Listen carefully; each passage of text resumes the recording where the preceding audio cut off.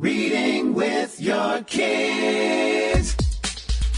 Hola, ni hao, konnichiwa, assalamu alaikum, shalom, jambo, bienvenidos. Hi, my name is Jedley, and this is the Reading with Your Kids podcast.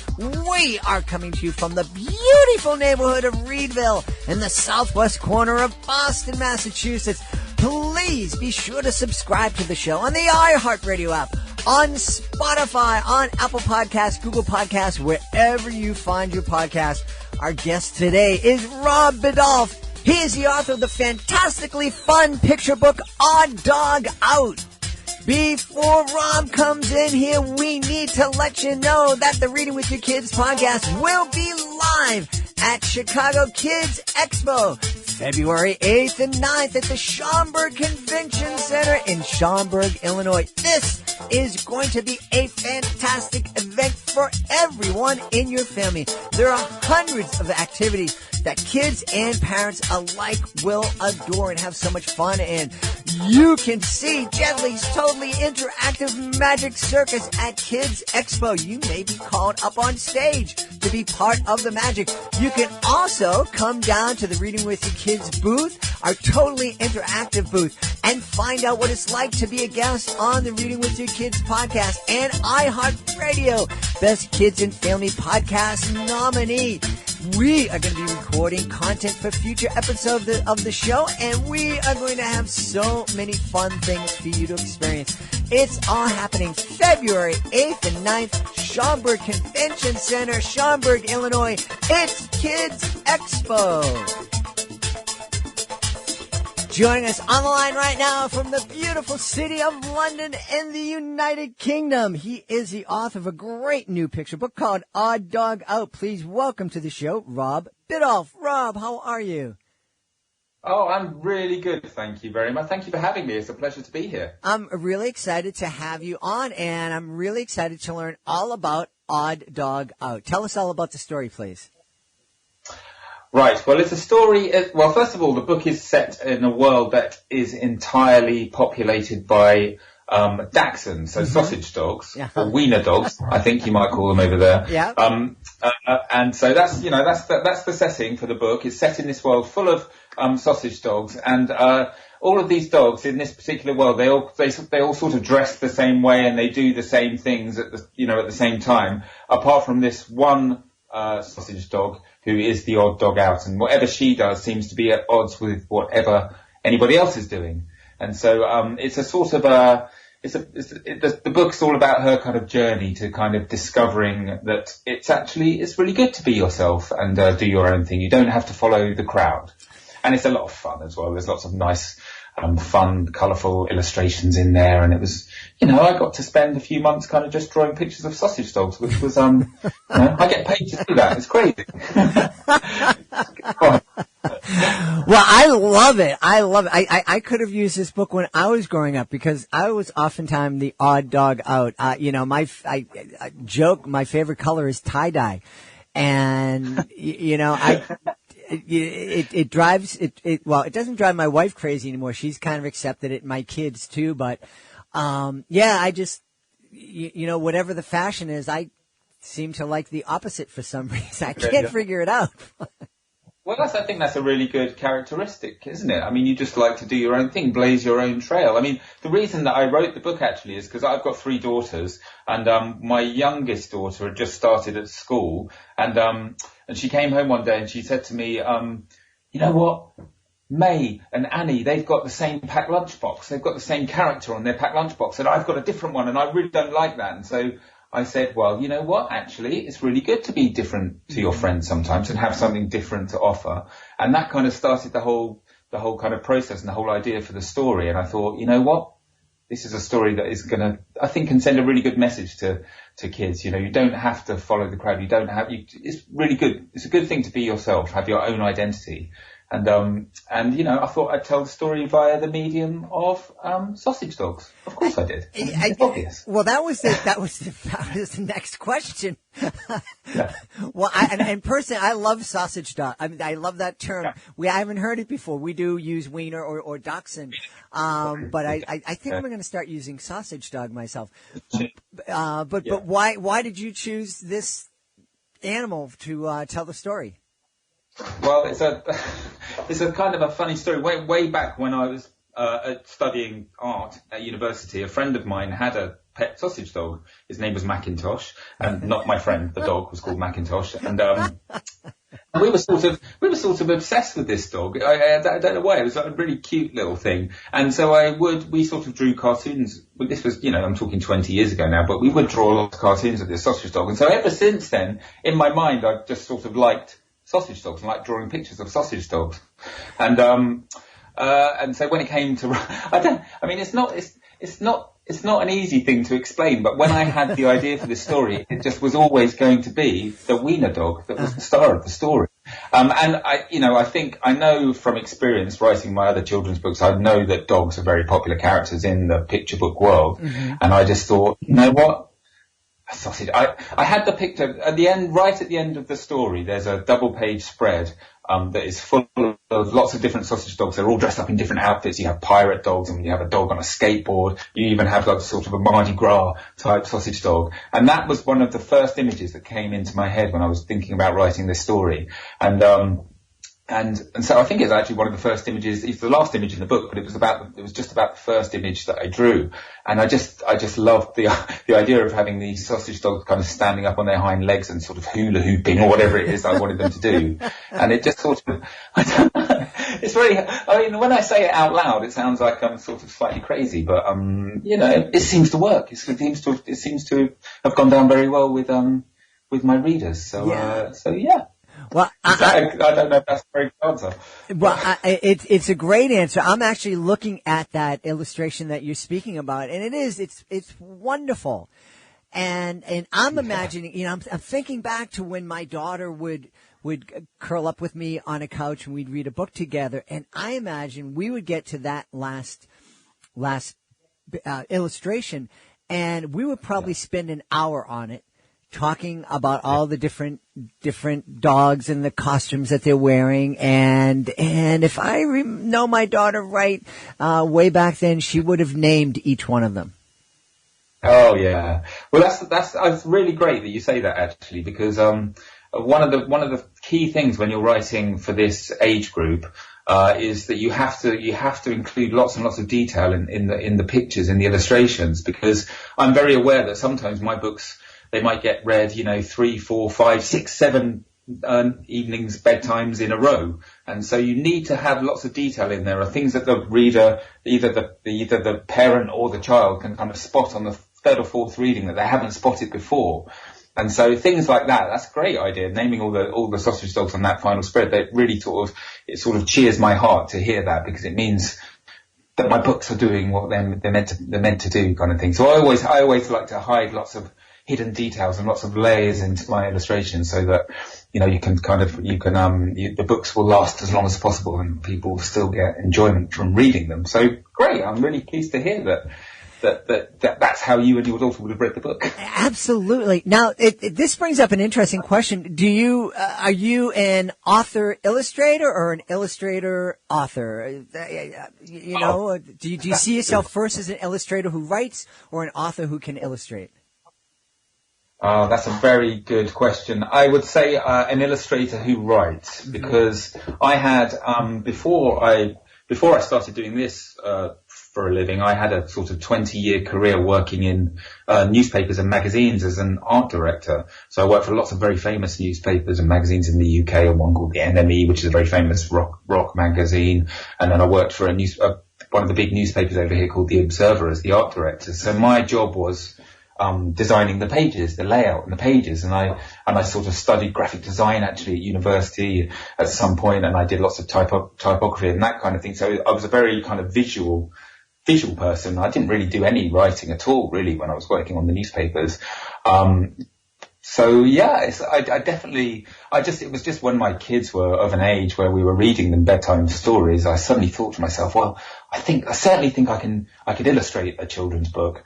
And then I just thought, you know what, I think I might be able to write it as well. And so, not having had any sort of formal training or anything in writing, I just thought, if you don't try, you never know, do you? So I gave it a go, and it turned out that people seemed to like what I did. So, but definitely I would consider myself to be an illustrator first and foremost, and a writer second. But I love both. This is why my job is the best job in the world, because I get to use, both sides of my brain. I can spend half the time drawing pictures of penguins and wiener dogs and, bears, that sort of thing. And then the rest of the time I'm sort of trying to work out how to find a rhyme for the word orange or whatever it is, So it's a great mix, it's a nice thing to do. That's wonderful. And it's fascinating that you came from that quote unquote serious kind of journalism world to such a fun career. Do you ever, and it seems like a very different, kind of two different worlds. Is that how you see it, or do you see a lot of connections between quote unquote serious journalism and children's literature? Oh, well, actually, I think they are quite closely related, like maybe sort of, cousins, that kind of thing, because there was lots of the skills that I used when I was designing magazine and newspaper spreads, I've transferred to my picture book work.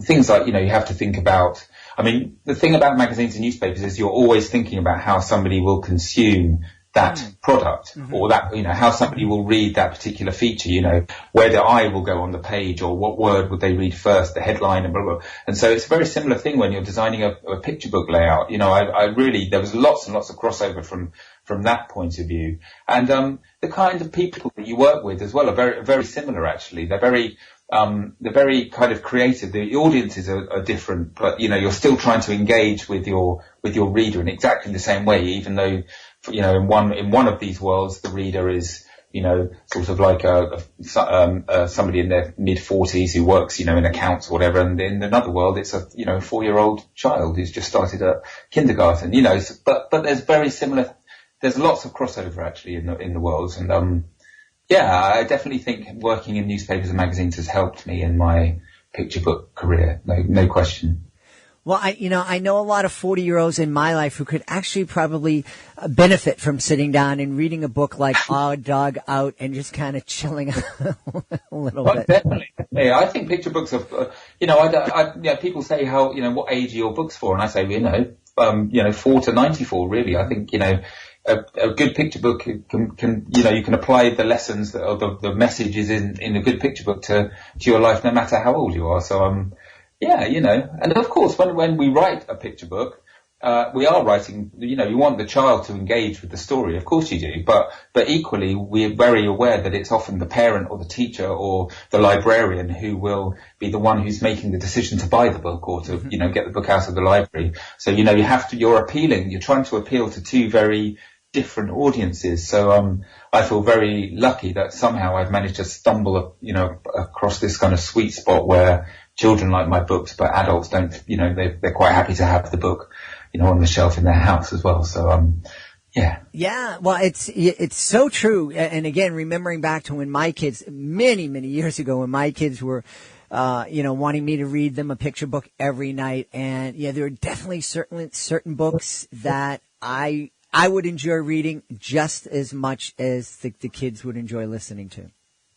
Yeah, definitely. And unfortunately, in my experience, my girls are all slightly older now, but in my experience of reading to them every night, there was also some books that they would absolutely love that I wouldn't like so much. And that was quite often, you'd be reading these books for, weeks on end, and you'd be like, oh, really? We've got to read that one again? Oh, no. But so when you find a good one, you really kind of cling on to it, don't you? Yes, absolutely. Yeah, I've mentioned here on the show before that my kids, they did it because they figured it out. I have, when I'm tired and we're reading and sometimes I have a speech impediment, and sometimes words that begin with F can be a challenge for me.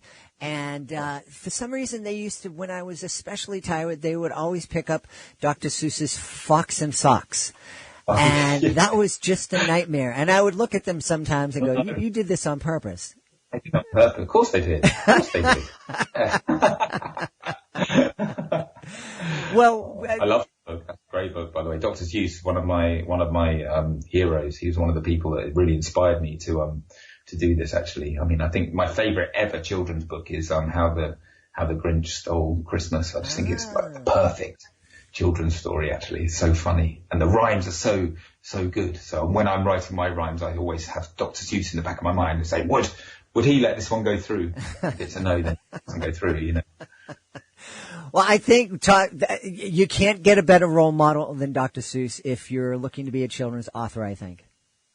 That's true. I definitely think that's true. He was a main man, certainly.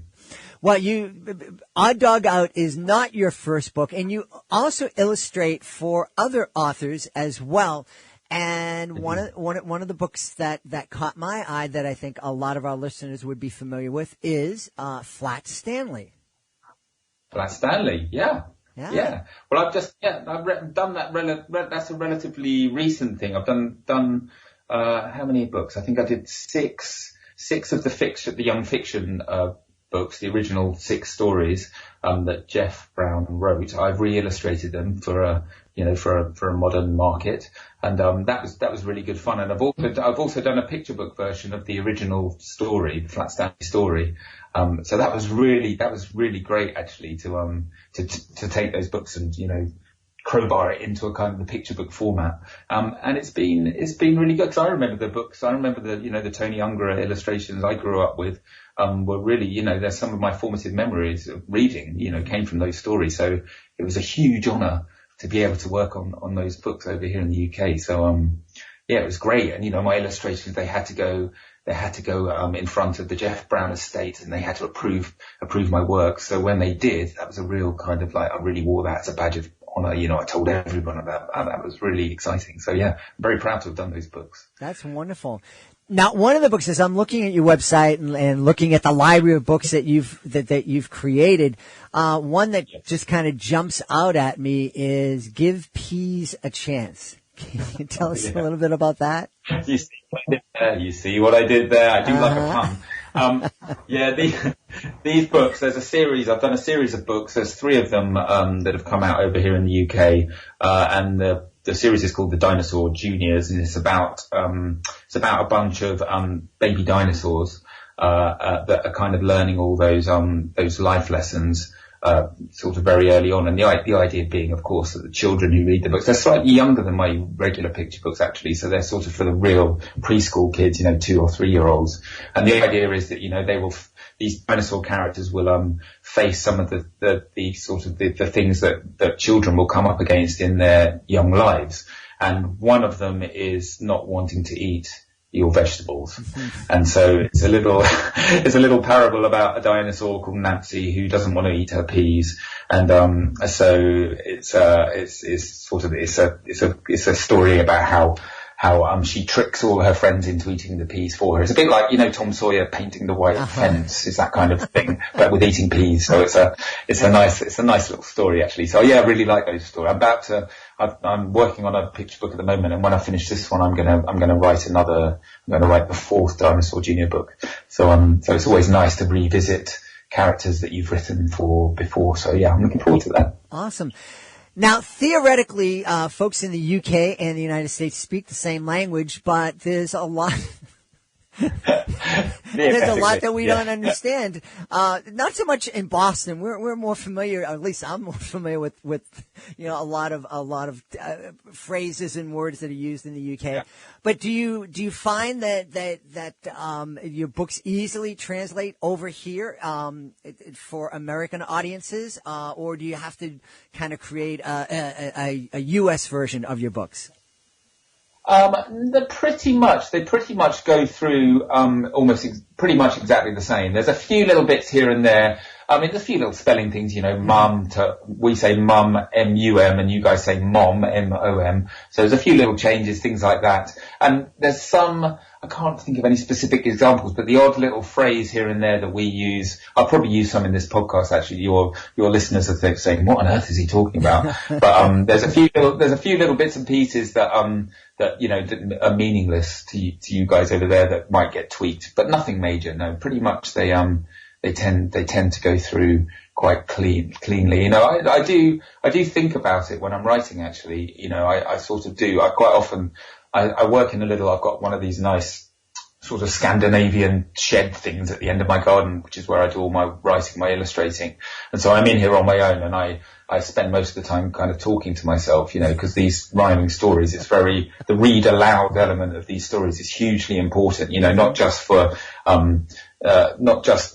not to make sure that the story makes sense and that it's entertaining, but, for the rhythm and the, the flow and rhyme and all that sort of thing. So my wife says, she looks down the garden at me and I'm sort of standing up, walking around, talking to myself. And I often do that in an American accent, weirdly enough, because I want to make sure that there's that kind of universal kind of thing that's going to work for when the books get translated for you guys. So, it's so far, touch wood, so far it's been fine. Excellent. Translation wise. Well, I know you kind of told us that you're working on a picture book right now, and you're looking forward to getting back and doing another Dinosaur Jr. book. Is there a book out there or a character out there that's in your mind that you're really looking forward to creating that you haven't had a chance to create yet? Oh, that's a good question. I've got this really nice, I've got a couple of really nice ideas. I'll tell you about one of them. One of them, I've got a really good, nice idea about, a panda. I really love drawing pandas, and, I've got a story which is called Pandas Apple that I've pretty much written the whole thing, actually. I wrote it a while ago and probably about 5 years ago, and I've had that idea in my head for a long, long time now, but the way that it works over here, we plan quite a long way in ahead. So actually I know what my next 3 or 4 books are going to be, but all I can think about is this panda story at the moment. So I'm hoping in the next 2 or 3 years I will actually get around to drawing this guy. Because every now and then, when I'm bored of drawing dinosaurs or wiener dogs, I'll take a little break and just draw this little panda holding an apple. And I love him. He's so cute. So I'm hopeful that will happen one day. Watch this space. Awesome. You never know. Well, awesome. Well, that's my wife and I had a chance to see a couple of baby pandas in the Toronto Zoo right after they were born. Oh. And they're just adorable. Oh, they are so cute. Yeah. They're so cute. So they're such fun to draw. They're so iconic, aren't they, pandas? And so, I love the black and white, and this book's going to look lovely, the black and white panda against the kind of bright red of this apple. I just know it's going to be great. I just need to talk HarperCollins into letting me do it. Well, if you need any help, we'll help twist some arms over here if you need that help. Okay. In the meantime, tell everybody where they can go and connect with you online, so they'll be the first to know when the Panda book comes out and where they can find out all about your other books. Okay, well, I'm on Twitter. I'm at Rob Biddulph on Twitter. It's a difficult surname, I know. I'm sorry about that, but Biddulph. It's not too bad. So I'm at Rob Biddulph on Twitter. On Instagram, I'm at rbiddulph, because believe it or not, there was another Rob Biddulph who took that. And my website is at robbiddulph.com, and I update that with my news, and I do lots of touring. Maybe I'll be over to the States actually at some point soon. Fingers crossed. But yeah, that'd be nice, wouldn't it? Be able to come and see you in person. That would be some awesome. Some of your listeners. Absolutely. Well, we've had such a great time speaking to the author and illustrator of Odd Dog Out, Rob Biddulph. Rob, thanks so much for being part of the show. Oh, it's been an absolute pleasure. Thanks so much for having me. Please be sure to join us for the next edition of the Reading with Your Kids podcast. Our guest will be Pam Allen. Pam is vice president at Scholastic Books. You've heard of them. Pam's going to be here to tell us all about World Read Aloud Day and how we can celebrate this fantastic day with our kids. That's the next episode of the podcast.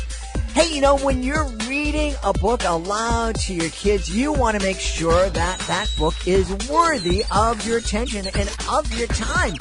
That's why we created the Reading with Your Kids Certified Great Read program. So families will know that when they see the Reading with Your Kids Certified Great seal on a book, they will know that that book is a great read. It's a read that a panel of parents, teachers, and kids decided was worthy of 4 or 5 out of 5 stars. This is a fantastic program, not only for families, but especially for authors. It's so very hard for an author, especially a new author, especially an independently published author, to get the word out about their fantastic children's book. And this is a great help. It lets parents know that your book is worthy. You can check it out. You can go to our website, readingwithyourkids.com. Whether you're an author or a parent looking for a book. If you're a parent looking for a book, you can find our Reading with Your Kids Certified Great Read Wall of Fame and see all the books that have won this wonderful status.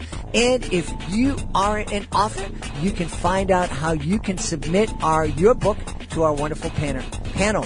It's all there at readingwithyourkids.com. Hey, we want to thank the folks who made today's show so very wonderful. Of course, we want to thank Rob Biddulph. Please be sure to check out Odd Dog Out.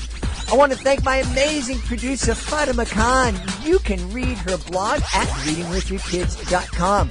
I want to thank my beautiful wife for all the support she gives me. I want to thank you. Thank you so much for taking the time to join us today. And as always, thank you so much for taking the time to make the world a better place by reading with your kids. I'll be looking for you in the next edition of the Reading with Your Kids podcast.